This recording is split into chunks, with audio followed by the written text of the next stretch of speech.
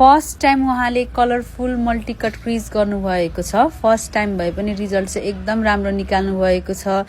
यसरी आफैले राम्रो रिजल्ट निकाल्नको लागि चाहिँ हामीले उहाँहरूलाई चाहिँ सुरुमै आई मेकअपहरूको भेराइटी सिकाएको हुन्छौँ। भेराइटीमा चाहिँ सफ्टदेखि लिएर उहाँहरूलाई कट क्रिजहरू गराएको हुन्छौँ। कट क्रिजमा पनि फुल डबल सबै सिकाएको हुन्छौँ।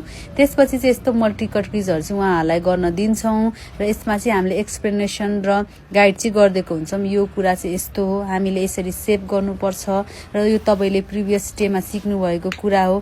त्यही कुरालाई चाहिँ हामीले आइजमा चाहिँ मजाले अटाएर गर्नुपर्छ र कुनै पनि डिजाइन चाहिँ तपाईले यतिको जानिसकेपछि आफैले कस्टमाइज गर्न पनि मिल्छ। डिजाइन फरक हुन्छ र गर्ने तरिका र हामीले स्मज गर्ने, सेप गर्ने, ब्लेन्डिङ गर्ने तरिका चाहिँ एउटै नै हुन्छ। त्यही भएर भोलि पर्सि तपाईँ आफैले पनि सेपहरू चाहिँ कस्टमाइजेसन गर्न मिल्छ भनेर चाहिँ मैले उहाँलाई एउटा इन्स्पो फोटो दिएको थिएँ। त्यही फोटो हेर्दै चाहिँ उहाँले गर्नुभएको हो र हेर्न सक्नुहुन्छ स्टुडेन्ट वर्क।